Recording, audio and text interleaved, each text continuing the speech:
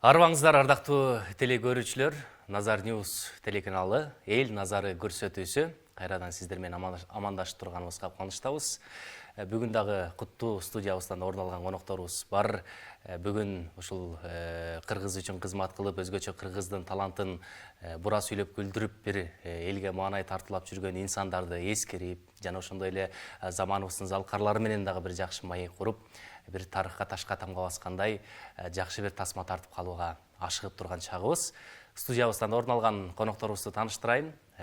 Кодулдардын аксакалы, Кыргыз Республикасынын эл артисти Келдибек Ниязов агайыбыз жана ошондой эле Парадис Кодул Адилет Кожобергенов конокто. Саламатсыздарбы? Саламат. Келиңиздер, маанай жакшыбы? Жакшы. Эфир башталганча сиздердин тамашаңыздарды угуп кичине көңүл көтөрүп алдык. Жаздын алдында турабыз, Келдибек агай. Амандашып бүгүнкү маегибизди баштап бересиз го. Эмне дейсем, жасын алды деп атасың. Боореке жасын алды дегенде эске түшкөн эле куудулдук өнөрдүн эң аякысы дейт кээ бирөө. Башталышы деп иши кылып Асанкул Шаршенов да ушу жаста төрөлгөн да. Анан ошого дагы мындай туш келгенсип атат. Анан кийин өзү а киши күлдүрүп калчу. Эмесине жастырып алыптыр 8 март деп. Анан кыздар кат курчу, кантип эле 8 мартта сиз ошол убакта төрөлүп калдыңыз десе айтчу. Ой, мен төрөлүп калган жокмун. Анан тиге белек берип, буга белек берип эле жүтүп, ойлондум дейт. Жаста төрөлсөм 8 март болуш керек да, анан 8 март деп жастырып койгом деп. Анан эми ошол жаз келатат, мына экөөңөргө айтып коеюн. О күлкү ден соолуктун бүлкү деп айтат эмеспизби? Эмнеге антип айтабыз деп ойлоп көрөм да, ушул жөнүндө бир жооп берген киши жок. Демек, күлкү ден соолуктун мүлкү адамдын бир жерине бир пайдасы тийген нерсе болуш керек. Бекеринен айтылбайт. А Кыргызда мынтип айтылат, мына Адилет билет. Өтө каткырып атканды токтотуп турат. Ой, күлбеле, бооруң эсилип кетет деп.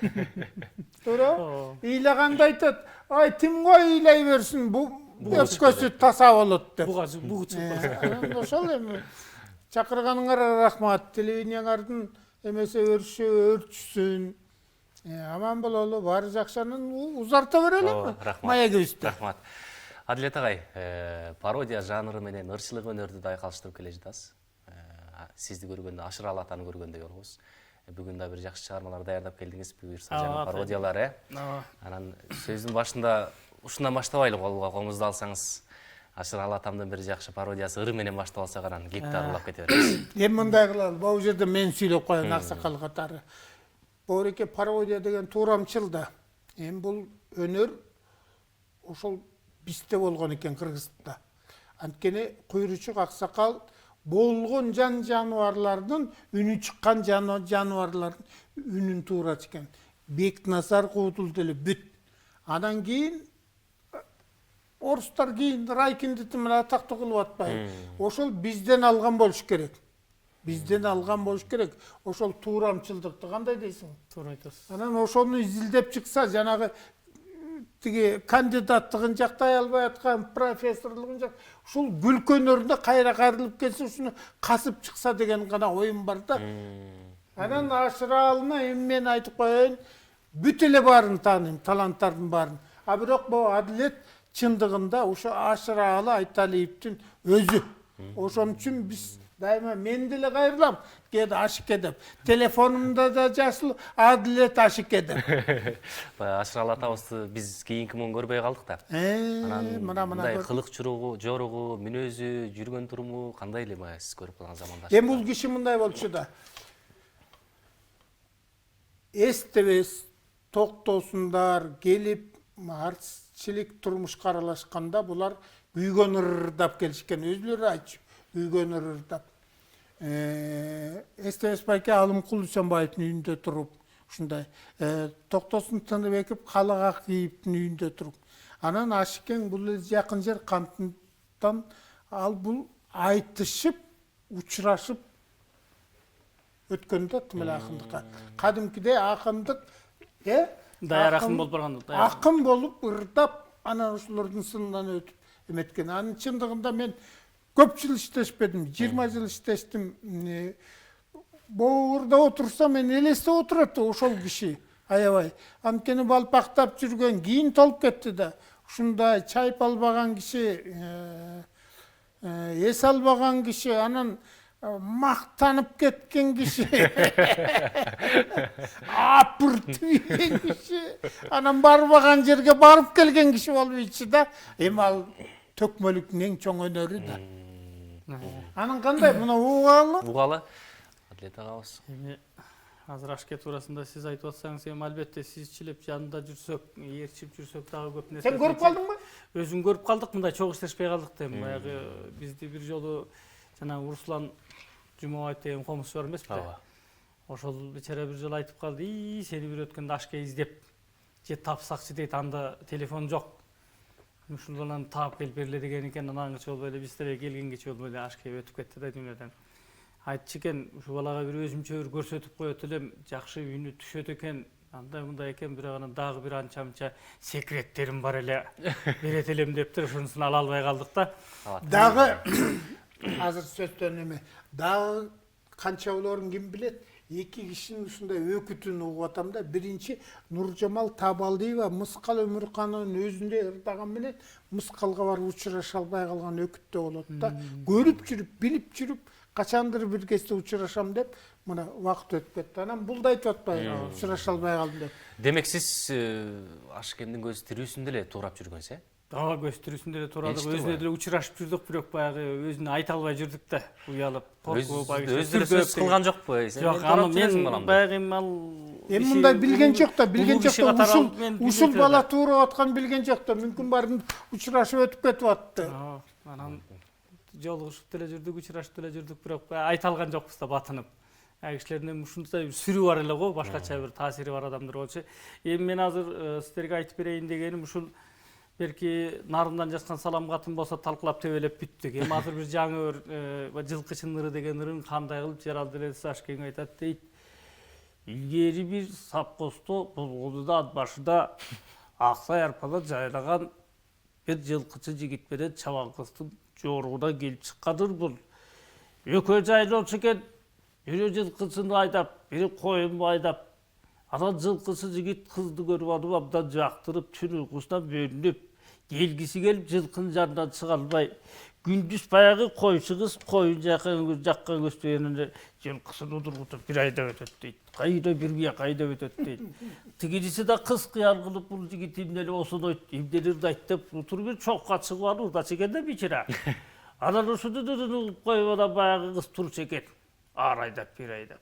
Анан аларды бир совхоздун зоотехниги сезип калып, экөөнү жолугуп бири-биринен кебин сурап, анан экөөнү эптейин деп анан экөөнү сүйлөштүрүп, жолуктуруп, анан совхоздун директоруна айтып, совхоздун директору экөөнү комсомолдук той кылып берейин деп анан мен бир барып калсам, ушундай бир ой болуп атат, ушуга бир ыр чыгара аласызбы дегенден атайын ушу жылкычынын ыры эмеспи деп, жылкычынын эркектин оду кылып, онун баягы жылкычынын арманы кылып жазып бергем. Ошону айтып берейин эми.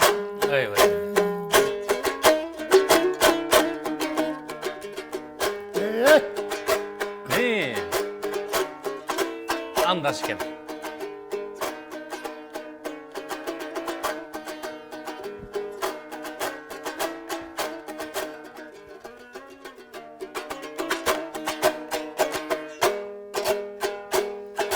Asıl bir tuku mingeli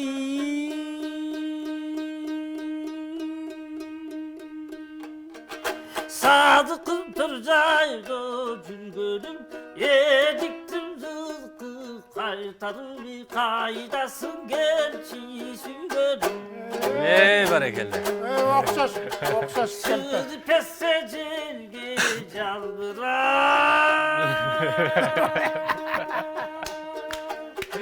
Arzusta ülkü targılmak Hamıkta gidet degesini Aygaray köktün caldıra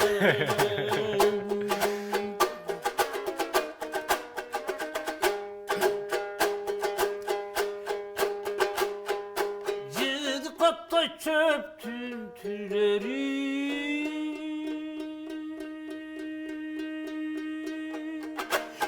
Ecittan zıpar güllerin eriktim zılkı şetinden ay gelsen kime düşünelim. Nazar bilme. Özü.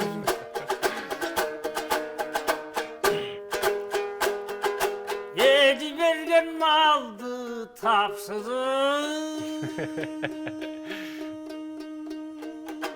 Yeresi düştü yaşlılık.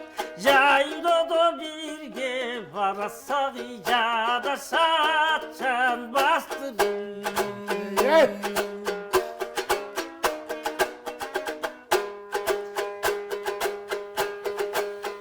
Sadıp caylı oyunda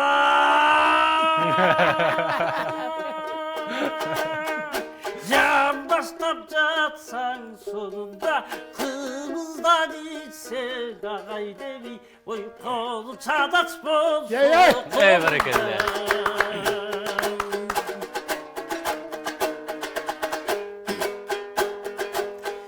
Atkarıp çaban buyruğu Taştamay sözdün kurgurur Zaküsko kılsa kıbızla Bağıdan kozu kuyruğu Yencil kıçı sen çaman Gördün mü? Kıykırıp doğdu düz saram Ödü kömüz üçün işteydi gay O yörgün dövüsün düzemdi Azamat adlet buna. Azamatsız. Öz. Men antkeni agışымен чогуу жүргөн киши катары эми болуп атат дачы, бирок негизги элес калып атат да. Ошо киши ырдап отургандай элес калып атат. Туура Ашар атабыздын өзүнүн ырдаган үнүн да угуп жүрөбүз. Эме Кыргыз радиочу. Кадимкидей. кара кул ботомду ырдап атат. Кара кул ботом деле бүтпөйт. Анан эстебес байке сурап калды. Ой дагы эле бүтө элекпи деп. Анан да Шаршенов деген куудул айтып атпайбы. Ой быйыл мынтыгын албай чыгыптыр. Муунтуп кара кулду өлтүрө албайт. Баягы залкар кишилердин тамашасы дагы бир өзгөчө күчтүү болсо керек, Азыркы Аябай. Жок, күчтүү эмес, аябай. Бирок ошол бири-бири түшүнгөн да. Бири-бири түшүнгөн да. Ошол. Эгерде азыркы заман болсо соттошуп атпайбы? 10 миллион сом кылып. Анан эми азыр айтып берейин. Ушундай жана илгерки эмеде. Илгери филармонияда иштеп атышканда артисттин баары келип ошол Кара Молдо баштап, Мураталы, Күрөңкеев, Алымкул, Молдо Басан Шыгыл баары чогулуп, ошол кезде Шаршен куудул велосипед минчикен. Карабайсыңбы? Велосипед минип, камчысы бар дейт, кичинекей чынжыры бар дейт, кулпу салат дейт, уурдап кетпегиле деп, анан так деп барып токтоп, түшүп, анан ушинтет дейт. Анан бойуна койбой атып, бойуна койбой атып. Осмонкул бөлө болайыпка велосипед үйрөттүр. Ал ушул Адлет сыяктуу эле го дейм. Осокем мындай көрүп жүргөн. Бою тоголок киши дейт. Торсойгон анын сакалы, аппак сакалы бар. Анан Шаршен бул жалдан болот.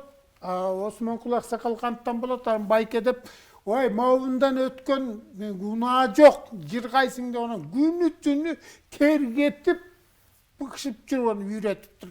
Анан Осекең велосипед алып тээп келет дейт, койып.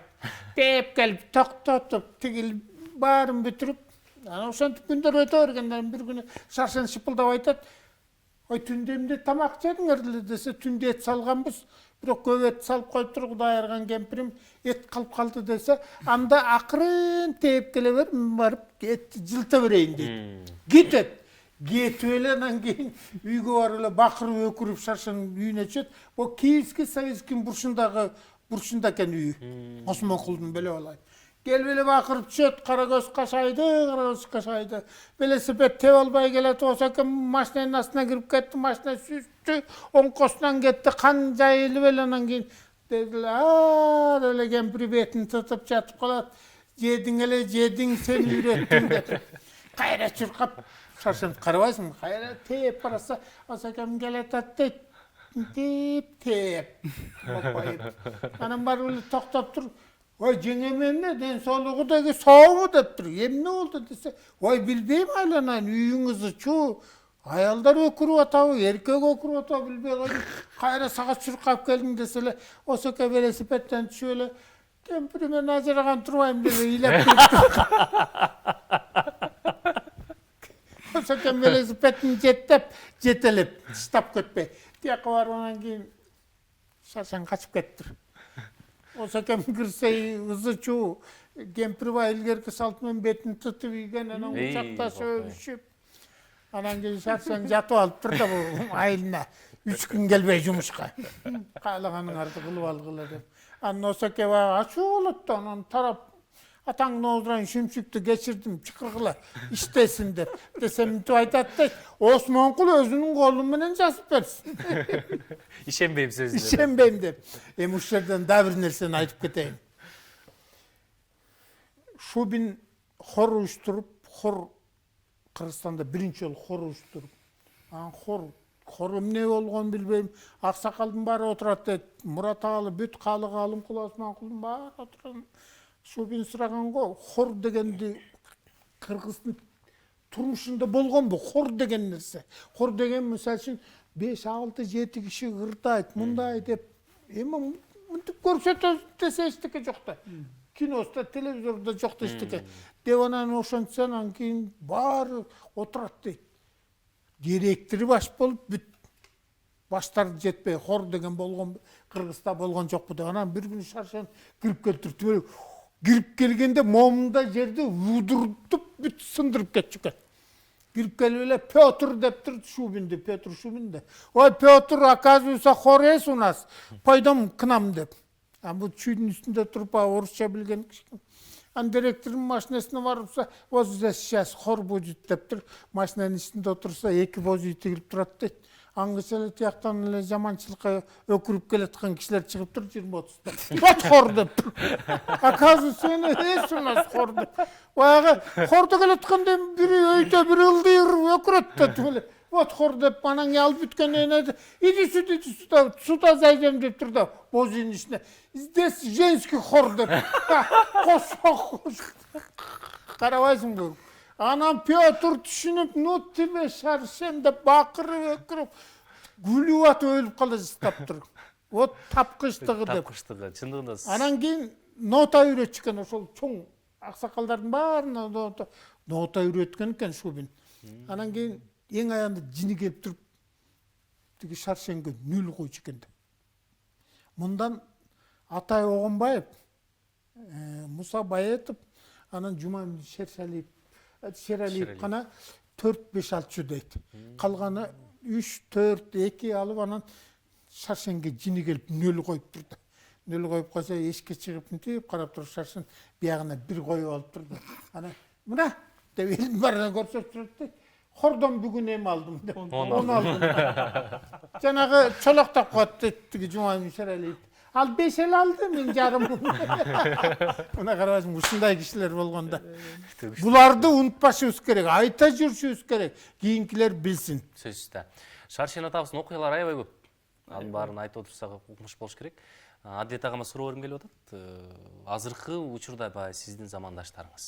Келдібек ағайыбыз, аталарымыз мен чоғыш тешіп көріп қалды да. Кейінгі мұғын, сіздердің мұғын пародияға, қодылыға қандай башпақ отады?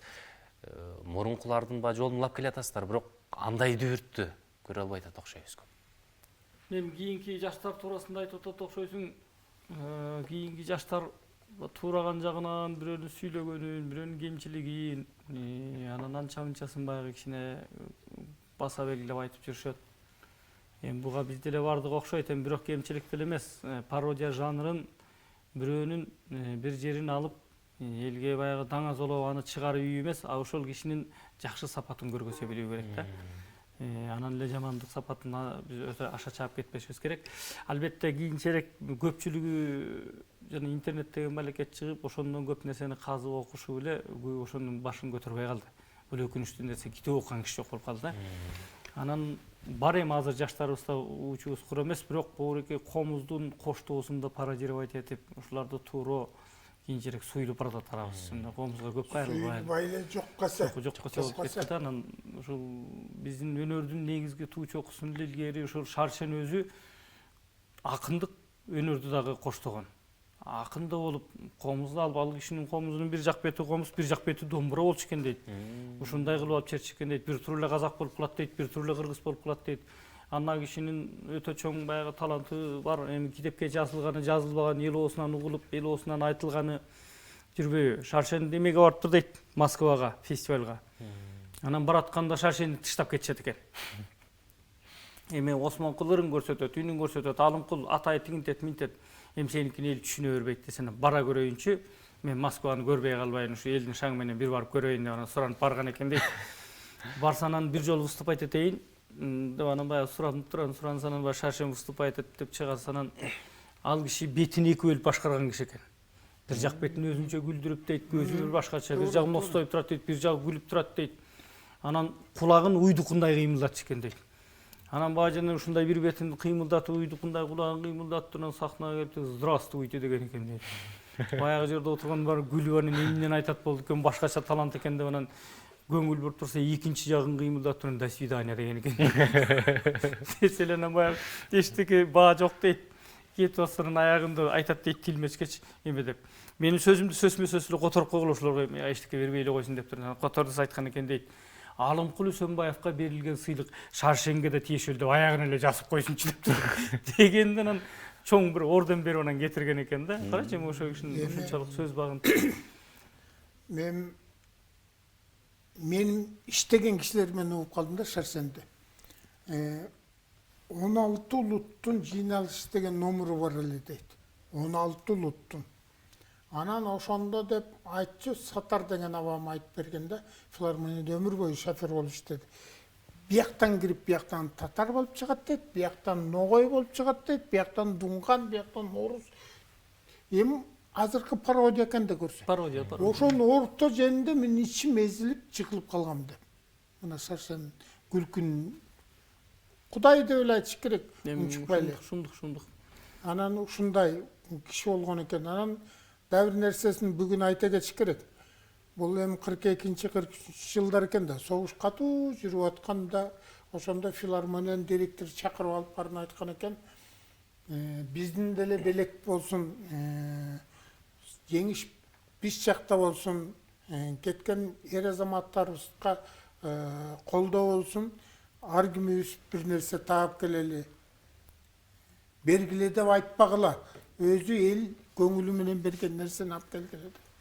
Анан кийин калык аксакал марыңга кетет экен, Карамолдо көлгө, Сайыт Мекмурат эмете баары ушинтип атай эмеге талас кылганда, анан кийин Шаршен айтат экен, эч ким кошулбагыла дейт экен. Эч ким кошулбагыла. Мен эле жалгыз чүйдү кытырам башаягына чейин деп. Анан эме дейт экен. Бул мындай кылалы дейт экен, директор деп айтат экен. Жыйнап тескеп келгенибизди үйөлү дейт экен. Кими үстү көп болсо ошого байге бер дейт экен. Макулдап күлүшүп бата кылып тарап кетет экен. Ошентип жыйнап келсе, баарыныкынан 3 эсе Шаршендики көп дейт. Жанагы жалгыз жыйнап келген. Карачы. Күлкү кандай элге эме. Шаршендин кадыр барка эрте кетип калды да бул киши. Эрте кетип калды. 54-үндө, 53-үндө эле кетти. 53-54 жашында эле. Ушундай эле кетти. Анан бул киши дагы олия чалыш болгон билбейм. Боореки кичинекеге күлкү нерсе болуп калса куйручук деп өтө эле майдаланып кетип атпайбызбы? Куйручук атабыз олия болгон да. Тейжакты көрүп билген. Анан ушуну изилдеген эч ким жок. Бул Кыргыздын көрө албастыгыбы билбейм. Изилдеп көрсө докторлук деген эмгек жакталат эле тим эле. Көрө албастыгы. 40-жылы 1 майда өлүп атпайбы куйручук. 41-жылда айтып кеткен 39-жылы. Батышта бир аламат болот. От күйөт аябай. Эр азаматтын баары кетет, бирок көбү кайтпайт. Асы кайтат, бирок жакшы бейкутчулук турмуш болот деп. Кийинки заманда көрүп айткан. Анан Шаршен деле мынча болду, мен айтып кетейин. Шаршен өзүнүн бала болуп да. Анан бала болбой, анан өзүнүн жакын туугандары Мукаш Абдыраев, атактуу кыргыз элинин композитору, эл артисти ушул кишини багып алган экен, кичинекесинен.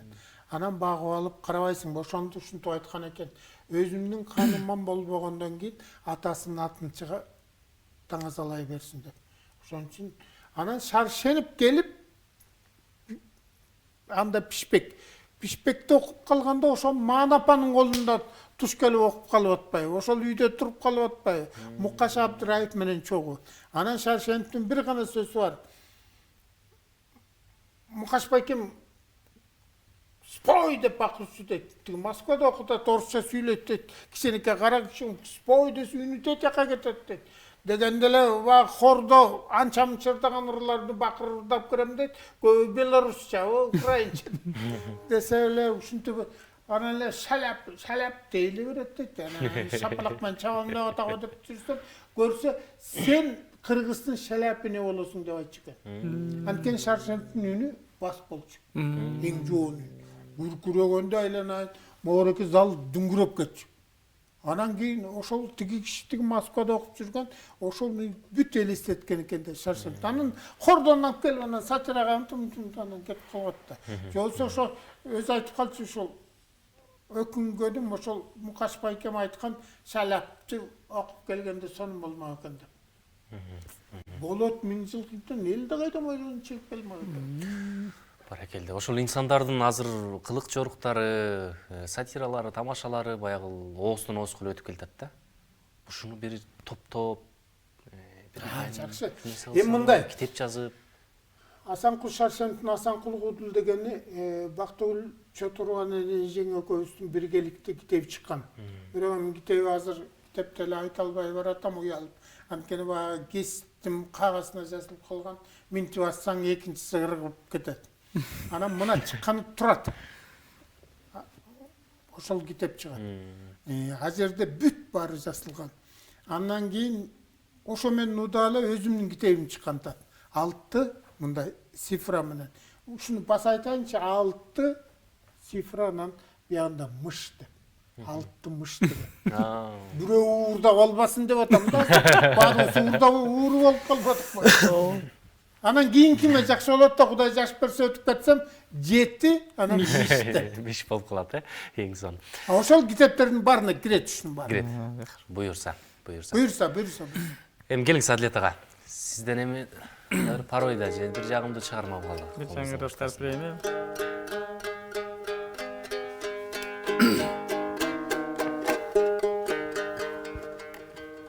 Баягы жанагы сен жылкысы менен чабаның жакшы экен.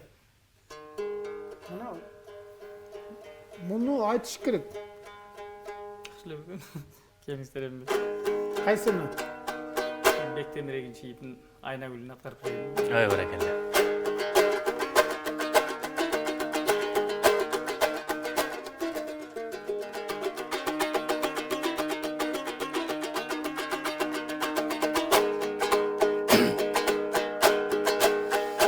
Бешенең ана чолпунда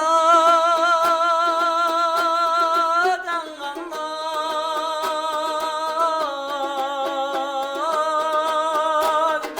бешүркөр гана чыган калганда жаштыктын жыпар көйлөсү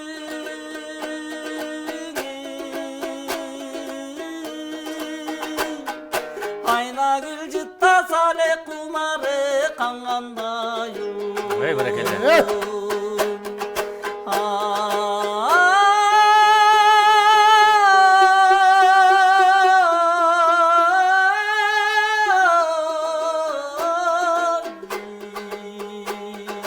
Айнагүл жытта сале кумары кангандай. Көздөрүң гана калкарды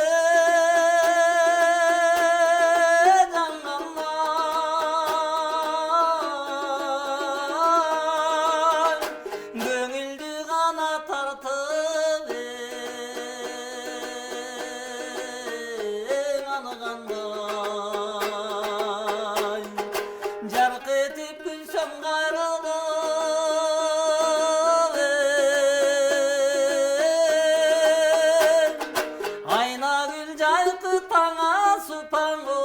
салгандай Ey barakelde.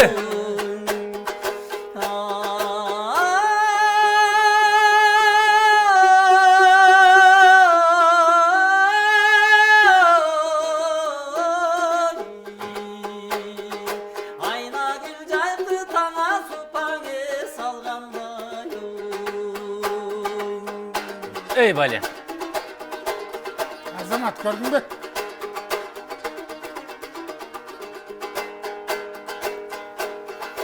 Telmire gana tiktele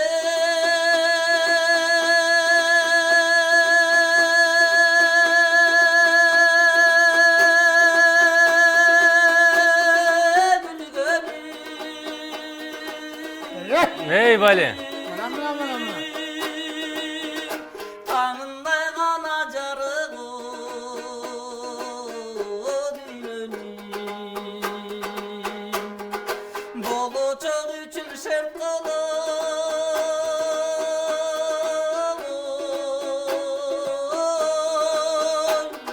aynaşa bir gana le sensiň o süýgönüm. Ey barakelde.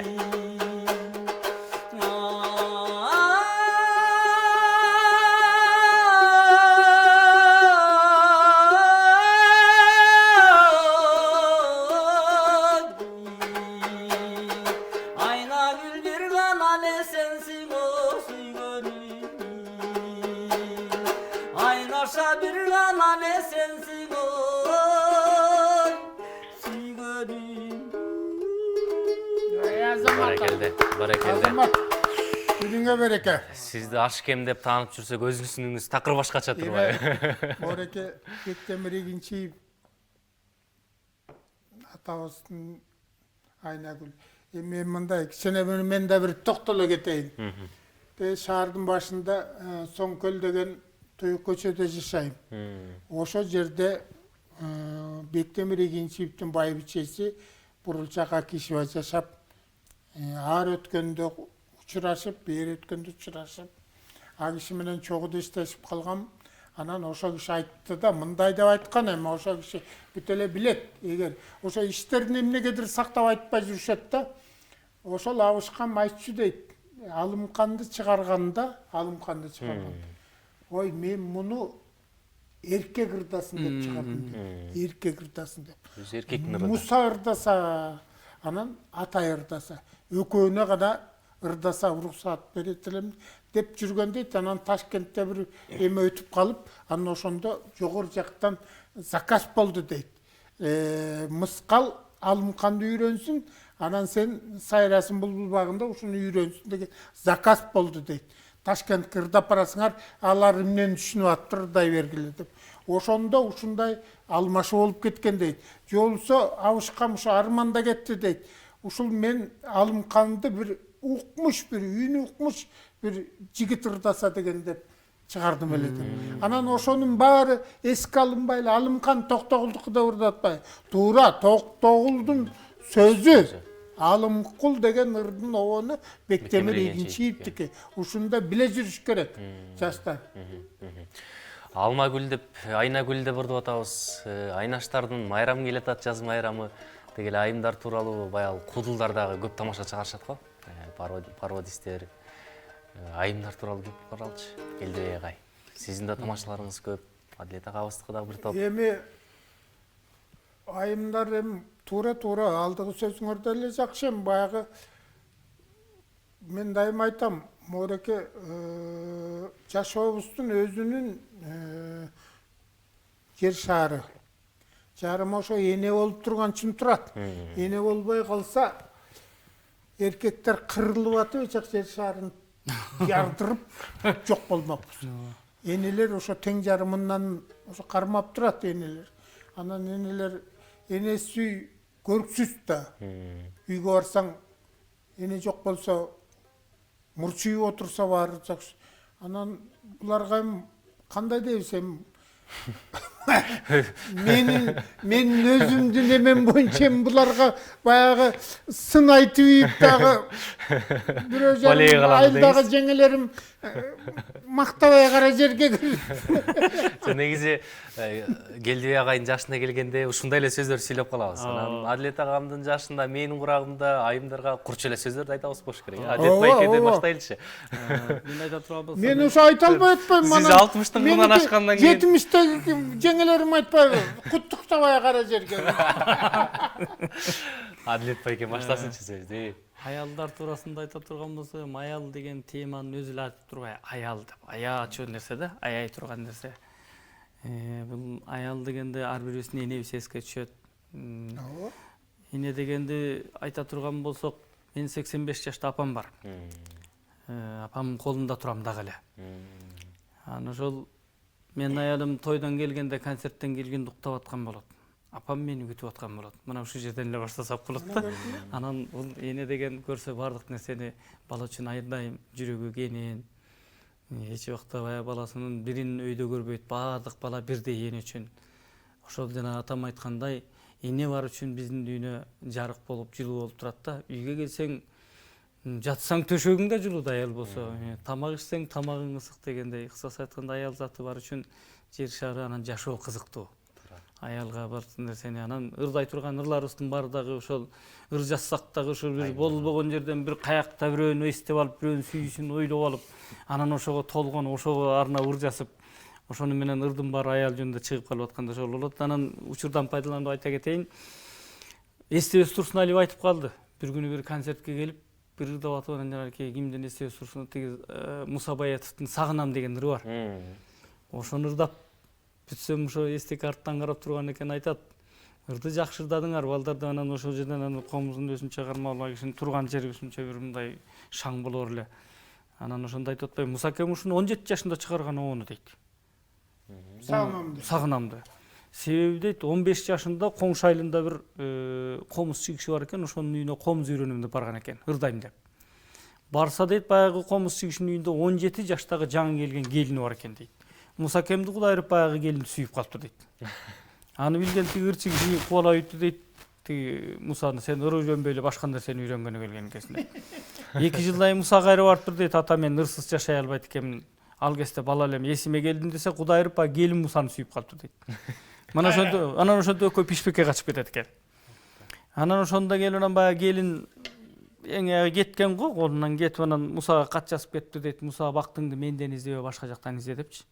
Анан ошондо 17 жашка чыкканда күйүүнүн сүйүүнүн айынан ушинтип ырдап Сагынам деген оонун алгачкы чыгарган оону деп айтып атпайбы? Анан анан мен ай кишиден угуп алып анан көрүнгөнгө айтып жүрсө, бир күн Акталалык туугандарга айтып берем. Десем, ал Акталалык туугандар айтып атпайбы? Ошол сенин өзүңдүн эжең дейт. Кочкордон Мантыш деген айылдан болгон дейт. Көрсө бизде парторг болуп иштеп жүргөн бир Болотбек Жоодатов Болотбек деген атабыз бар болчу, мен атам менен тең болчу.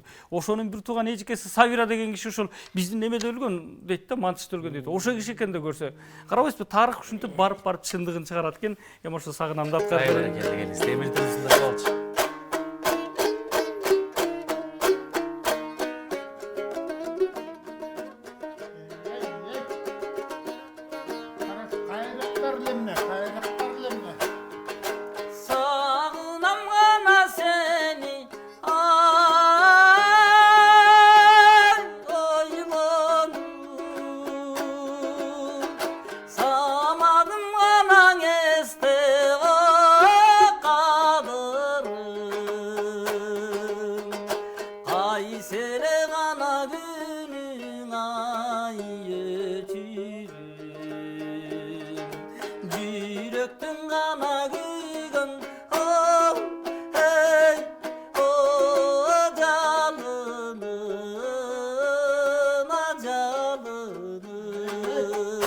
Barakelle. Atandım anan alırsan eritesin. Alıtınım anamından ol gelseçin. Aylında kana jürek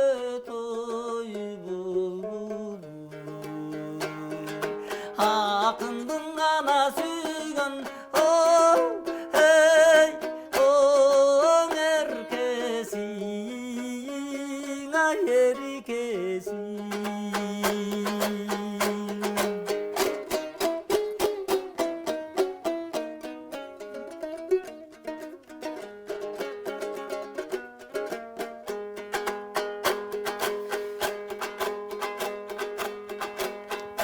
Айтайын ана телим,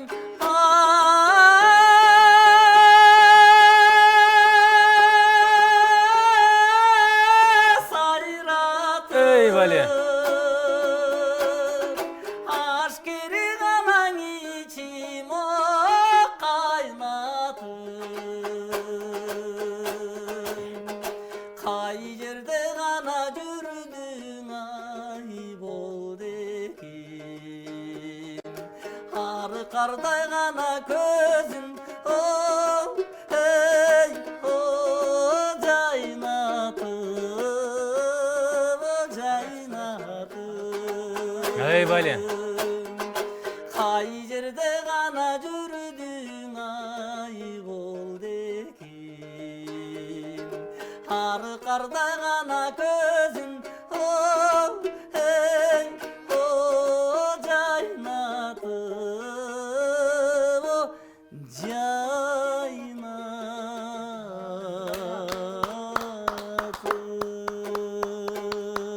Barakelde, barakelde.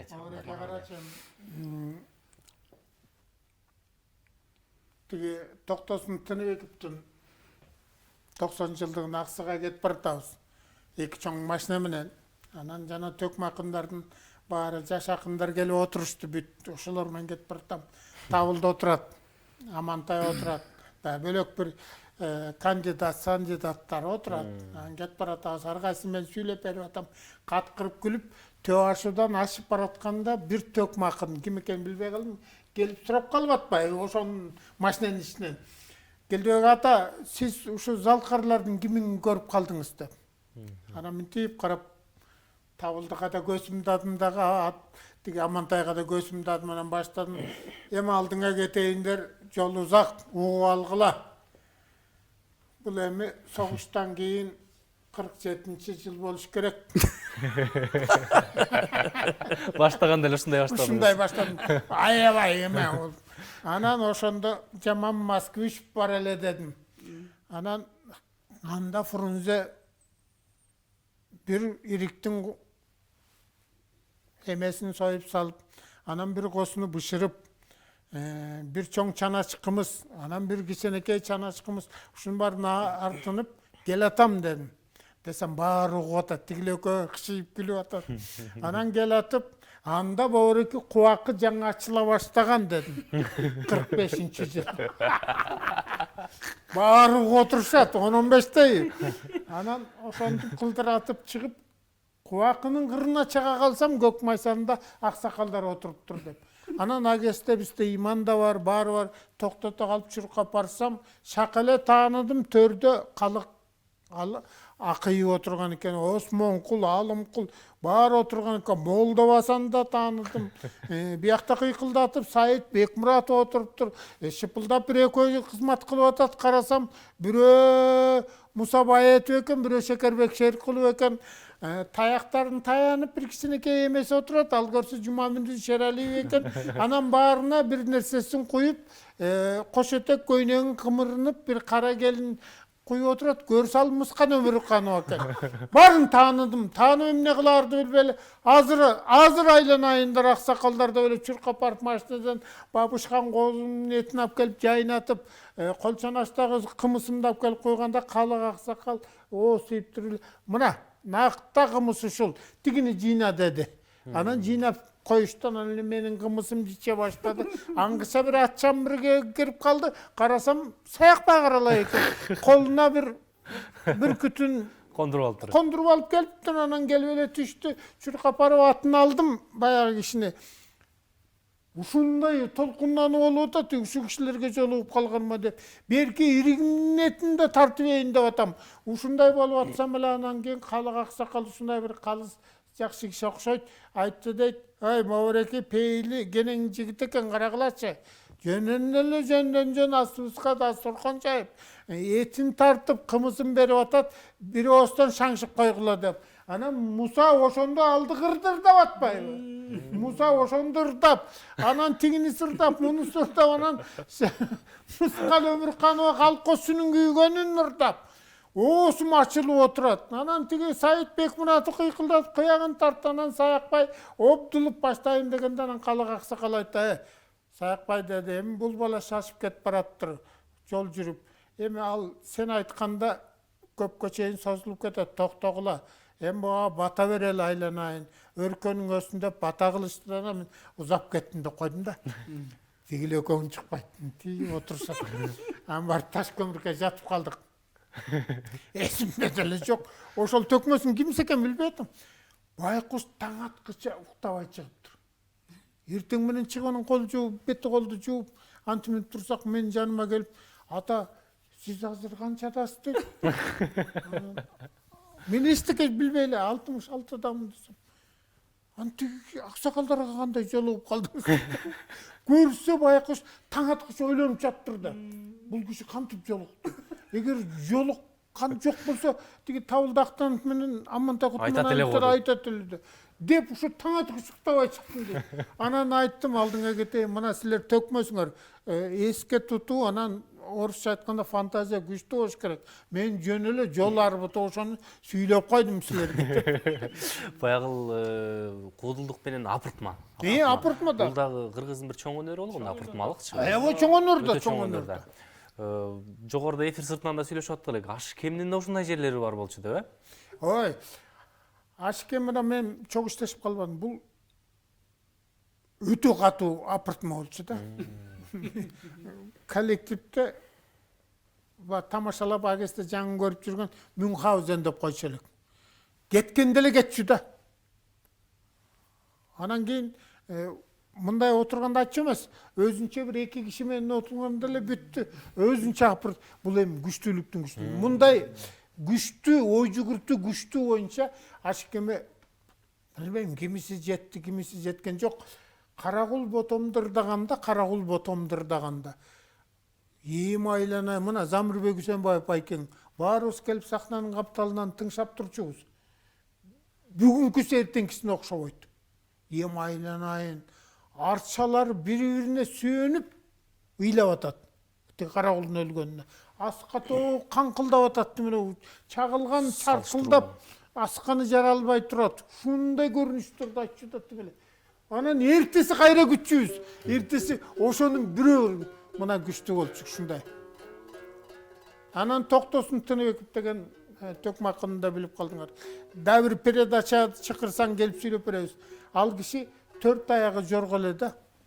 Мына комузчу Кыргыздын мен деген комузчулары келип, ошо токомдон кээ бир кайрактарын үйрөнчү келип, бул жерге келбей атат деп. Анан кыл кыяк тартчу да. Ушунусу гармошка деп бүт ойночу. Жасылбай калды. Өскөчө мен ичим ачканы. Өзгөчө. Жок, ооз комусу ичим ачканы кыл кыяк. Толтой кыл кыяк ойноп атканда Толтой Мураталиев жини келип, тимне колунда эмне болсо башкыруу үйгөт. Ап кел деп анан отуруп алып, бул кыл кыяк муң. Сенин ата бабаң баарыбыздын жолубуздан ушундай тартканда муң. Тимеле анан кийин көңүлдү келгенде бир сон ырларды тачы бири да Жасылбай. Илгерки ошол таланттарды карап отурсаң, бир учурда эле куудул, бир учурда эле манасчы, бир учурда эле комузчу, бир учурда эле ушундай төкмө акын аргырды болушкар, Азыр ушундай бир түгөрөгө төп келген таланттардын саны бир азыраактай сезилет, Жо бардыр. Айтыш коомунда манас айтып чыгып атышат, күйгөн сүйгөн ырдарды ырдап атышат. Анан мүмкүн чыгып кетет. Бул баягы орусча айтканда рамка деп коет. Жоса кыргызча айтканда бир калыпка түшүп калышпаш керек да. Кете бериш керек, дуулдап. Мен муну Адилетке дайым айтам да. Ким эле ушул ашыраалы менен эле сен талкалап таштайсың деп. Мына Карагул ботом аткарылбай калды. Мен аткарып жүрөм, жүзүндө аткарып Анан берейин. ким аткарылбай калды? Айдаралдын көйрөңгү. Айдаралы жөргөлөктүн бири. Айдаралдын көйрөңгүсүн Мыкты Ашкем Әтеге Мықтыбек Үмөтәлиев ырдап Жумамидин Шералиевтің үйінде нарында. Анан кейін мындай секичеде отырат, қыт-қыт күлген Оқмұштанын киши екен, күліп отырат. Анан аятан көрәй дедім, қалықты сен көрбей қалдың ғой деді, қалыға кейіпті. Қалықты көргенде қакем деп сөйлесші. Топу. Кішінекей топусу бояқтан ойнап отырып, бұлғылағына ілініп, андан маңдайына келіп, қайра артқасына кетші дейді. А сен жөлі қалпақты селпілдегі тұтпайсың деп, ұшынтып айтшы. Анан ошол Толтой ат кеттин ойначы. Таң, шимшіктеден. Толтой келіп қияқты, қыл қияқтан ат кеттин ойнағатсан. Ой деді, ошо кішіде замшаны өргенде, қыл қияқтығы момдай тартылат деп. Тиммеле кетіп баратқанда мұң тиммеле Үшіліп кетші қайғы мұң. А сен мен сені кім күтеді? Ең соң Келем. Әділет ағамыз. Аш кенін қарауыл отауында Минут уақытысы бар екен. Сені үзінді беріп қой. жүзінде айтып берейін. Башын білесің бе сөзін? Сөзінен башта. Өзінде ел баштайымы? Өзі қыл. Ilgili karıp деген берген айылдан bir баласы ироғыл жоғдырып, жороғылып, доғдырып, айылдан балдарын чоңайталбай 60-қа қадам басқанда кейіпірі үйліден асқанда, қайрадан уылды болып, қарғанда көрген уылығысты батын қарағыл қойып, азырда аскерчілік, жоғакерчілік заман болып тұрат, балабысты Алатоғыл арасында қоқтыру саласына чоңайтып келелде, Алатоғыл арасына кіріп кетет екен. Айырыр баласын атын қарағыл қойып, қарағыл 6 жашқа шыққанды еліктен аңтара тон, аңтара шымшы кеперді дейді. Баяғы бір күні үйінде ташы түгөнгөнін көрген берген, бірдеме атып келейін деп кеткенде ертеменен үйінен енесі қақыс қылып қойып, баласы атасының артынан қоша кетеді. Ошотып кете беріп, атасының артынан бір балда бір балтырқан түбері чаршағанда бала аяқ шоқтап қалған екен. Ошо күні дегедір құрғолға айтып, жолы болмай келатып, атаң көрі атадып шыққанда аста жоқ деген еліктен чарчық осы да атып алса болады дедіп келатса, балтырқан түбі бұл қайты ұлақ жатады дейді. Ақпаран бірі тарс бір қойып атып алып қараса, апа деген үн шығат барасы қарсы барса, елігі бес еріктің терісінен тоң киген қарағыл маңдайға оқтайып, жанын шығалмай тығыршылап жатқан екен дейді. Ошында бақырып ұйдап, мен тығырдап тұрған.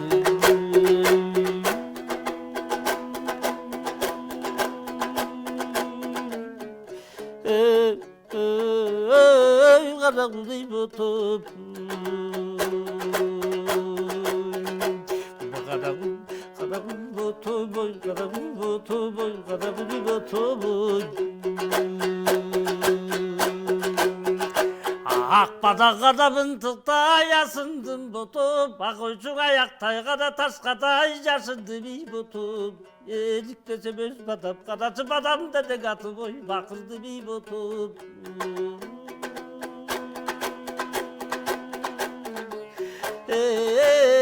Қарағылдай бұтып Ой киік тоңғайдан кигіздім бұтып Мен күлгінде де қатып ой тигізді бей бұтып Күйгізе тұрған болғын соң жаратқан күлгінде де қайдан той сүйгізді кей бұтып Елік тоңғайдан кигіздім бұтып, мен ербегім атып ой тигізді бей бұтып. Ерезеге шығарда, езі таға қызбат қыдарда, мінді бебегесі жерден той күйгізді кей бұтып. Ей, Валя. Бері жалғыз той қозып, ұлағы бей бұтып. Арқар тоңғайдан кигіздім бұтып, мен асылдың атып ой күйгізді бей бұтып. 6 жашқа шыққанда, атадап чұрқап қалғанда, қарачы жанатқан амасы жерден той күйгізді кей бұтып. Ей, бәрекелді. Қарағылдай бұтып. Ой тоқтадың аққан бұлағым бұтып, мен тозоқтуына күнде той тұрамы дей бұтып. Ертең менен баламы чалдым мененем, азыр мен қақпас бена бұлым той тұрамы дей бұтып. Деп бұты той бұлдып келатса, ертең менен апасы іздеп қарағылды үйден шығат дейді. Ошолды үйденіп баласының басқан изіменен келатса, қапшығайдан қайғылы, мұңды үйін шығат. Ошолды шыдабай елесінде айтып тұрған жер дейді.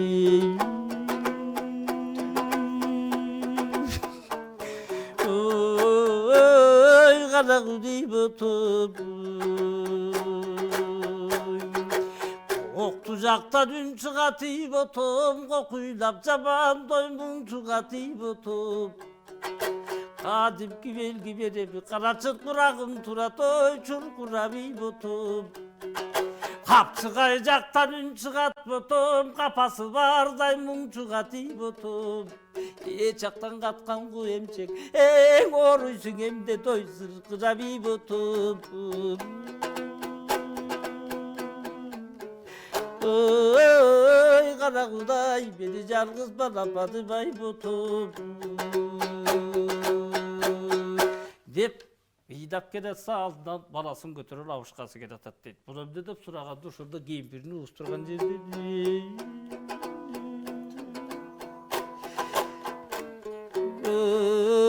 ой кара кудей ботум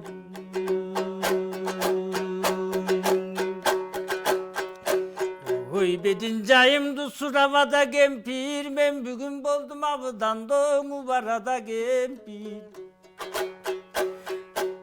Gölge rassam aldımda жатқан екен дай қарачың өзі берген bu balada кемпир Ең запты тапқан бір күнін доймың айдың ей кемпир Өзі берген құдайым бүгін қайрадан қара құлды қарачың өз алдың ей кемпир Десе ошондо акыл эсин жыйдап бакырып ыйлап андан кийин кемпирдин абышкасына айтып турган жерде Ой, kara kudey, beni жалгыз балападыбай ботуп Ой, чөгөзүңдү чоңурагыдың ачпайсыңбы какпас, абайлап элең атпайсыңбы какпас Balamdың атып алдым деп, қақпас бір болып қалдым деп Қайдыды ыйдап келгенше, қайреле көзіңді ошы жерден атпайсыңды қақпас Ой, қара кудей ботуп Ой, сыңғар екен дой менің да чырпығы бей ботум Чынардан тиккен чырпығы бей ботум Uçka deken karaçı beni bir dairega totu kuştay doy çımçığı bir botum Yek aylara inceratkan çıkpagan eken menin day kırsığı bir botum Oyladayım kudayay kara kulbeden büteval kara vira cerdin cılçığı bir botum Oy kara kuday beni жалгыз балапады бей botum Мен муну багышы сиз айткандай күндө түрлөп көп түркүн айтчу экен, мунун баарын убакыт көбүрөөк. Мен азыр сени көздөй бурулуп угуп ошол ашыкке мурдап аткандай сезилип кетти да. Туура. Боореки азыркы биздин жаштарга жетпей атпайбы? Кара кул ботом деп чыга калып сурачы. Эч ким билбейт. Дийнин куушурат. Убакыт өтүп аткан менен деле Моореки Чыңгыз Айтматовду билбей калып атышпайбы? Кечээки эле өткөн. Мен bir жерде конкурста болуп эстибес Турсуналиевди билбей атышпайбы? Анан эмнени айтабыз? Анан эле жанагы эле чукулап отуруп калдык. Кээ бирөөнү анекдот катары айтып атат. Кудага барып келгенин билбей калып турам. Тигини чукулап отуруп. Бардык беле барган жок. Караңызчы. Аламдашуу орунда, э? Анан кийин ушунун баарын жеткирип туруш керек да. Мына силердин передачага чоң рахмат. Ошол чакырып, чыны да болсо, ошо кетип, анан ошол акыл эстүү, мисалы 20-сын бар эле жанагындай эмес да, ошонун ичинен чыгар, бирөө жарымы чыгат да. Кара кул ботом дегендер да дейм, эмне деген эмне деп. Же болбосо, таң кара. Туура айтасыз. Өткөндөр баркталмайын, тирүүлөр даңкталбайт деген сөз бар. Бүгүнкү эфирибиздин алкагында мына ошол Осмонкул атабыз, Калык атабыз, Атай атабыз, дегеле Эстебес атабыз, Ашке, Ашыралы атабыздын байгыл улуу рухтар, арбактар бир жайына бир козголуп алды болуш керек. Мына ушул улуу инсандардын басып өткөн жолун, өрдөктүү өмүр жолун, анын өнөрүн, талантын кийинки муңга өткөрүүдө алтын көпүрө болуп келе жатасыз. Сизге ден соолук берсин Кудайым. Сиз дагы мына ушул элге бир кадыр барктуу аксакал катары белгилүүсүз. Үй бүлөңүз менен, небере чөбөрүңүз менен бир дөөлөттү карлыкташаңыз. Биздин убактыбыз дагы соңку мүнөттөргө жакындап калыптыр. Адилет агабызга да чыгармачылык ийгилик, ийгилик каалайлы. Ушул Башар Алла атабыздын улуу талантын калтырбай улап, ырдап жүрүңүз, колуңуздан комузуңуз түшпөсүн, көмөгөйүңүздөн үнүңүз өчпөсүн. Рахмат. Эми эфирибиздин жыйынтыгында бир кыргыз элиге болгон жакшы тилек болсун сиздерге. Эми жакшы эле эле жана башында кичинекей кыздарып кеттиң, энелердин майрамы жакындап келатат деп. Эми эмне дейбиз эми энелер алдыңа кетейиндер, барыңар ушул аман болгула. Жана да айттым эле, азыр да айтам, силер төрөп таштап кетпесеңер эркектер эмне кылышмак? Кудум чаң кылып, сүчө кылмакпы? Ошол энелер аман болгула, кабагыңар ылдый түшпөсүн, жүзүңөр жарык болсун. Баарыңардын бала бакыра кыз кыркыныңар бар. Мейли эми тиги Россияда жүрөгү казасын, ошол бир жылуу сөзүн айтып койсо, ошо сиздерге дем болот. Майрамыңар менен эми. Рахмат. Сизден да жакшы тилек болсун. Атабыз айткандай, биз дагы жаз келатат, өлбөгөн кулга жаз келди дегендей, элдин ырыскысы кенен болсун, энелерибиз аман болсун, жалпы аял заты келе жаткан майрамыңыздар менен жаз менен кошо жаадырап эле башечекке чыкканда кандай жакшы көзгө көрүнсө, эшикке чыксак эле аял заты бизге жакшы көрүнө баштады жаздын деми менен кошо. Кандай аялдар аман болсун, эл журтубузда жакшылык болсун, элибизде ушинтип эле өзүбүздүн көөнөрбөс өнөрүбүздүн мурасыбызды ушинтип сага окшогон жигиттер кайра жандандырып, ушу периода чаңарай Сага өзүңө рахмат. Өзүңө да рахмат. Ушундай элдин ичиндеги карып таптакыр кетип бараткан өнөрдү кайра элге алып келип, элге таатуулап атасыңар. Ушуну эми жаштарыбызды атам айткандай, жаштай уу чукур эле эмеспиз да. Ушул унутулбай, жазуусуз, эчтекеси жак көздө манасыбызды сактап келген эл эми сактабай коймок белек. Эми деле эсибизге сактай турган жаштарыбыз бар. Ушу биздин көөнөрбөгөн мурас байлыгыбыздын баарын жандандырып элибизге сактап берип аткан передача силерге чоң рахмат. Ишиңерде ийгилик болсун. Эл журтта тоокчулук, анан жакшы бышыкчылык, эң жакшы ийгиликтүү жылдардан болсун. Айтканыңыздар келсин, айтканыңыздар келсин. Сиздерге дагы ден соолук каалайын. Аман болуңуздар, бар болуңуздар. Рахмат. Сиздерди биз дагы жалпы кыргыз эли катары дагы жакшы көрөт, сүйөт, кадырлайт, барктайт, даңктайт. Аман болуңуздар. Ардактуу көрүүчүлөр, сиздер эл назары көрсөтүүсүн көрдүңүздөр. Бүгүнкү конокторубузду дагы бир жолу тааныштыралы.